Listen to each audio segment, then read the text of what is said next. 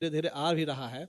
तो बहुत सारे हमारे लोग अपने नामों के बाद मंसूरी लगाते हैं, और वो जाति प्रमाण पत्र बनाने जाते हैं तो वहाँ भी मंसूरी लिख देते हैं, क्योंकि वो जानते हैं कि हम मंसूरी समाज से बिलोंग करते हैं। लेकिन हुकूमत जो है उसको काट कर धुनिया कर देती है।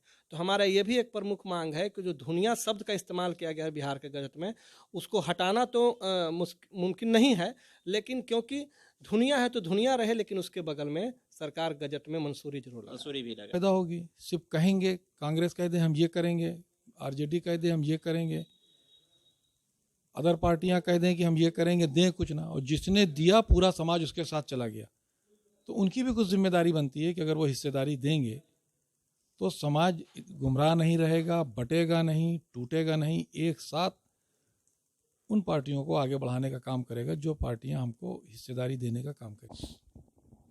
नमस्कार, आप देख रहे हैं मिथिला दस्तक। मिथिला दस्तक के माध्यम से आज हम सिंघानिया होटल पहुंचे हैं मधुबनी, जहां जमीउल मंसूर के राष्ट्रीय अध्यक्ष एवं यूपी गवर्नमेंट में मंत्री रह चुके जावेद इकबाल मंसूरी जी से हम बात करेंगे, जो यहाँ मधुबनी पहुंचकर मंसूरी समाज को एकत्रित करने के लिए सम्मेलन करने हेतु तो बाबूवरी पहुंच रहे हैं। उससे पहले हम उनसे बात करेंगे कि सर, आप किस उद्देश्य के साथ मंसूरी समाज को एकत्रित करने के लिए, या कौन कौन सी ऐसी मोटो है जिसके माध्यम से आप अपने समाज में अवेयरनेस लाना चाहते हैं? स्वागत है सर आपका मिथिला दस्तक पे। शुक्रिया। हम अपने समाज में राजनीतिक चेतना पैदा करने के लिए और अपने हक और हुकूक हिस्सेदारी पैदा करने के लिए हम आज यहाँ पे एक कमिश्नरी लेवल पे कॉन्फ्रेंस कर रहे हैं। समाज तो हमारा इकट्ठा है, समाज में जागरूकता भी है, चाहत भी है, मगर समाज को दिशा देना है कि आप किस रास्ते पे चल के ये सारी चीज़ों को हासिल कर सकते हैं। पॉलिटिकल अवेयरनेस बहुत ज़रूरी है। पॉलिटिकल अवेयरनेस जिस समाज में नहीं ना, राजनीतिक चेतना जिस समाज में नहीं ना, वो समाज अपने साथ हक, अधिकार और इंसाफ नहीं हासिल कर सकता। इसलिए इस तरह के प्रोग्राम करा के, डिस्ट्रिक्ट वाइज, कमिश्नरी वाइज प्रोग्राम करा के समाज के सबसे पीछे खड़े हुए साथी तक पहुंचने की चाहत है। अपनी बात को उनके तक बताने की कोशिश है, और उसके साथ साथ उन लोगों को एकत्रित करके राजनीतिक चेतना पैदा हो और अपने हक और हुकूक हासिल करें, इंसाफ पाएं। कहीं न कहीं सर ऐसा मैनिपुलेट किया जाता है कि मास पॉपुलेशन जैसे कि मंसूरी समाज है, और वो अवेयरनेस पॉलिटिकली नहीं हो पाता है, या उनकी भागीदारी हर एक राजनीतिक दल करना चाहता है। तो ऐसे में आप उसको कैसे भी, हम बिहार के प्रेसिडेंट हैं ऑल इंडिया जमीयतुल मंसूर के, तो सर अपना परिचय दें और बताएं कि बिहार में आप मंसूर समाज को किस स्तर से जो है मजबूत करना चाहेंगे। मैं पप्पू मंसूरी, जमीयतुल मंसूर बिहार प्रदेश अध्यक्ष। मंसूरी समाज जो कि भारत की आज़ादी से लेकर अब तक, मंसूरी समाज को न शासन प्रशासन न सत्ता में हिस्सेदारी मिली। यहाँ तक कि मंसूरी समाज को सिर्फ वोट बैंक के लिए इस्तेमाल किया गया। पासमानदा के नाम पे, अकलियत के नाम पे मंसूरियों के साथ छल किया गया। मंसूरियों की हिस्सेदारी नहीं मिली। आज सत्ता शासन प्रशासन में हिस्सेदारी नहीं मिलने के कारण दिन प्रतिदिन मंसूरी समाज पिछड़ते चला गया। आज ये है कि मंसूरी समाज की स्थिति इतनी बद से बदतर हो चुकी है कि जो हमारे समाज का जो पेशा है, रजाई बनाना, रुई धुनना, जो कांधे पर धनुई लेकर आप देखते होंगे मंसूरी समाज के लोगों को गली मोहल्ले में घूमते हुए, मंसूरी समाज के लोगों को न मशीन मुहैया सरकार ने कराया। तो हम लोग मांग कर रहे हैं कि धुनकर कमीशन बना के सरकार जो है हाईटेक मशीन उपलब्ध करा के मंसूरी समाज के उत्थान पर ध्यान दें। आज आपको क्यों लगा कि मंसूरी समाज को जो है सो हाशिए पे रखा गया है और आप उनके लिए आवाज़ उठाना चाहते हैं?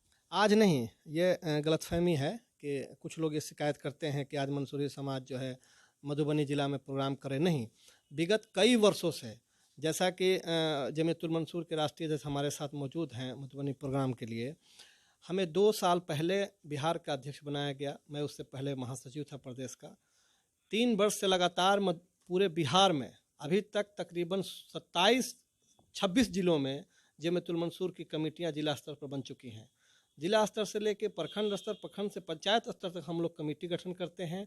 और मंसूरी समाज के जो सबसे निचले स्तर की जो हक और हुकूक की बात है, वो हम लोग मुद्दा बनाकर उठाने की कोशिश करते हैं। हाँ, तो ऐसे में यदि हकीम चाचा जो मंसूर हैं वो गांव में रहते हैं, उन तक ये मैसेज कैसे पहुंचेगा, जहां तक भी उनको ये भी नहीं पता है कि हमारा जो वोट बैंक है, हमारा जो ताकत है, हम किसी पार्टी के माध्यम से उनको हम दे देते हैं, तो वो तो वंचित रह जाते हैं। तो उन तक कैसे आप पहुंचाएंगे बात को? आज हम लोग मधुबनी में हैं, मधुबनी मेन टाउन में। यहाँ से 35 किलोमीटर दूर बाबू बढ़ी विधानसभा में जा रहे हैं। इसका मतलब कि मधुबनी से 35 किलोमीटर दूर पे जो बाबू बढ़ी विधानसभा है, जहाँ प्रोग्राम हो रहा है, वो शहर से दूर है। तो गांव तक इसलिए गए हैं कि जो हकीम मंसूरी साहब गांव में बसे हैं, उनको ये पता चलेगा कि नहीं, हमारा भी हक और हुकूक की बात करने वाला कोई है। जैसा कि देख रहे हैं कि पप्पू मंसूरी जी कह रहे हैं कि हम उन तक पहुंचाएंगे आवाज़, जहां तक आज तक आवाज़ गया नहीं था कि वो वोट किन्हें दे रहे हैं और क्यों दे रहे हैं। ऐसी ताकत उनमें या उनके जो जज्बात हैं, उनको उनका जो अधिकार है, उनको जगाने के लिए बाबूबढ़ी जैसे स्थान को चयनित किए हैं, जो गांव क्षेत्र है, सुदूर रिमोट इलाका है, वहां जाकर के ऐसा प्रोग्राम करना और वहां से प्रोग्राम को आगे ले जाना इनका मकसद है। क्या ऐसा ही बात है क्या? बिल्कुल हकीकत है। हम लोग शुरुआत जब कभी भी करते हैं किसी जिला में, जब सम्मेलन करते हैं या बैठक करते हैं, तो सुदूर इलाके से शुरुआत करते हैं, जहां हमारा मंसूरी समाज अपनी दर्द को बयान कर सके हमारे सामने, वो बताए कि हमें क्या चाहिए।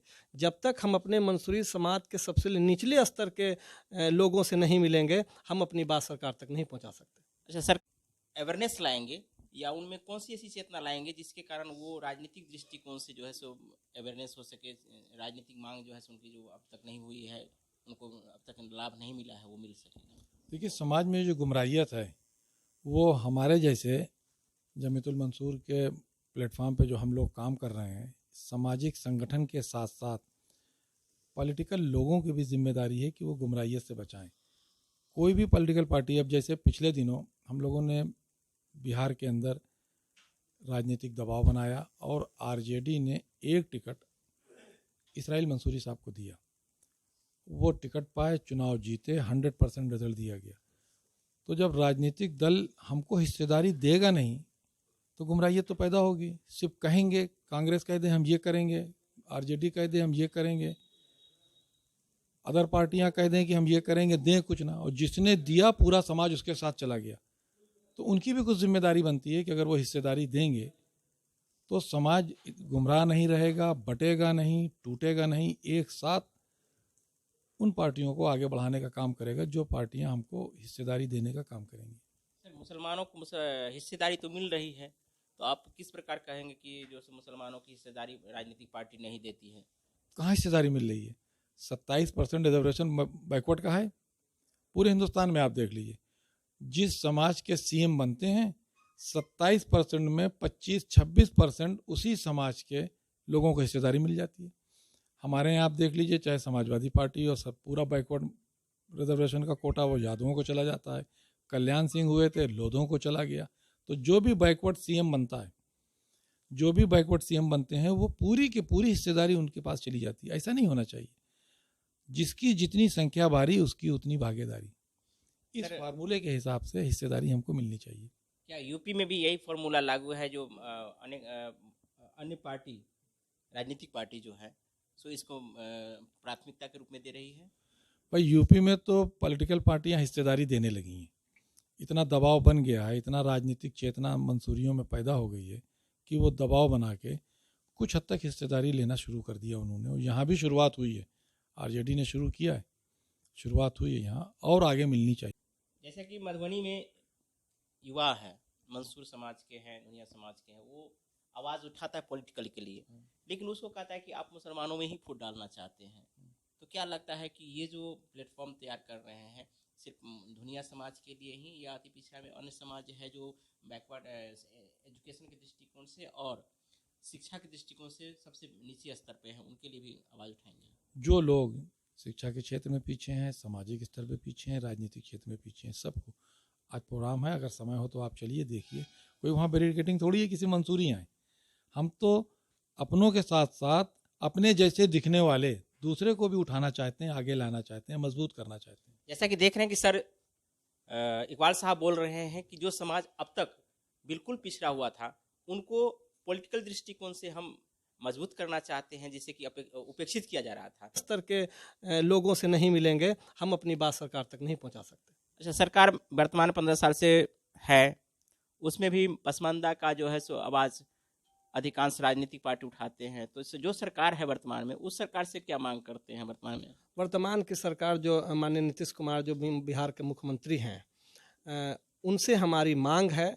2 विषय पे ज़्यादा हम उनसे मांग किए हैं। अभी कुछ दिन पहले हम लोगों ने एक उनको ज्ञापन भी दिया है। हमारी मांग है कि बुनकर कमीशन के तर्ज पर धुनकर कमीशन का निर्माण किया जाए बिहार में, और जो बिहार के गजट में जो धुनिया शब्द का इस्तेमाल किया गया है, जो हमारे जाति प्रमाण पत्र जो हमारे बच्चे और बच्चियां और बनाते हैं, उनमें आप जब मंसूरी लिखते हैं तो उनको काट करके वहाँ धुनिया कर दिया जाता है। तो क्योंकि हमारे मंसूरी समाज के अंदर अवेयरनेस आ चुका है और धीरे धीरे आ भी रहा है, तो बहुत सारे हमारे लोग अपने नामों के बाद मंसूरी लगाते हैं, और वो जाति प्रमाण पत्र बनाने जाते हैं तो वहाँ भी मंसूरी लिख देते हैं, क्योंकि वो जानते हैं कि हम मंसूरी समाज से बिलोंग करते हैं। लेकिन हुकूमत जो है उसको काट कर धुनिया कर देती है। तो हमारा ये भी एक प्रमुख मांग है कि जो धुनिया शब्द का इस्तेमाल किया गया है बिहार के गजट में, उसको हटाना तो मुमकिन नहीं है, लेकिन क्योंकि धुनिया है तो धुनिया रहे, लेकिन उसके बगल में सरकार गजट में मंसूरी जरूर लगाए। मंसूरी भी लगाए। तो ये जो कार्यक्रम सर किए हैं बिहार में, और बिहार के मंसूर समाज जो अब तक नहीं अवेयरनेस था, राष्ट्रीय अध्यक्ष आप हैं, प्रदेश अध्यक्ष हैं, तो ऐसे में आप बिहार सरकार से क्या मांग कर रहे हैं? एक उप मुख्यमंत्री, बिहार यूपी गवर्नमेंट के पूर्व मंत्री रह चुके हैं, तो बिहार में भी मंसूरी समाज को एक प्लेटफॉर्म मिले, तो ऐसे में उनसे क्या मांग कर रहे हैं? भाई, ये ज़्यादातर मांगें तो सरकारी से होती है, और आपके माध्यम से जिन बातों को कहा गया है कि जो बिहार सरकार में सरकारी नौकरियों में बैकवर्ड मुस्लिम में जितनी हमारी हिस्सेदारी बनती है हम लोगों को दिया जाए, और जो सरकारी पद होते हैं, चेयरमैन है, एमएलसी है, इसमें भी मंसूरी समाज के लोगों को हिस्सेदारी दिया जाए। और अब तो चुनाव आ रहा है पंचायत का, आपके यहाँ भी पंचायत का चुनाव आ रहा है। इस पंचायत के चुनाव में जो भी पॉलिटिकल पार्टियाँ अगर उनको मंसूरियों का वोट लेना है तो, और वो सिंबल पे चुनाव अगर लड़ा रहे हैं, तो उनको मंसूरी समाज के लोगों को भी उनकी आबादी के हिसाब से उनको हिस्सेदारी हर ज़िले में देना चाहिए। बहुत बहुत धन्यवाद। तो आप देख रहे थे मिथिला दस्तक। मिथिला दस्तक के माध्यम से बता दें कि राष्ट्रीय अध्यक्ष ऑल इंडिया जमीयतुल मंसूर के अध्यक्ष साहब हैं, और प्रदेश अध्यक्ष पप्पू मंसूरी जी हैं। दोनों का स्वागत है। साथ में जो मंसूर समाज के लिए ऑर्गेनाइजेशन करने जा रहे हैं मधुबनी जिला के बाहुबड़ी में, तो सर का स्वागत है मिथिला दस्तक के माध्यम से। आप हमारे चैनल को देख रहे हैं, आपको भी बहुत बहुत धन्यवाद कि आप हमारे चैनल के माध्यम से आप पूरे वीडियो को देखे हैं, मंसूर समाज की समस्याओं को समझने का प्रयास कर रहे हैं। तो निश्चित रूप से यह प्रयास बहुत ही सफल है। सर उत्तर प्रदेश से पहुंच करके मधुबनी जिला तक आए हैं, यहाँ रूरल एरिया में। सर का बहुत बहुत स्वागत है।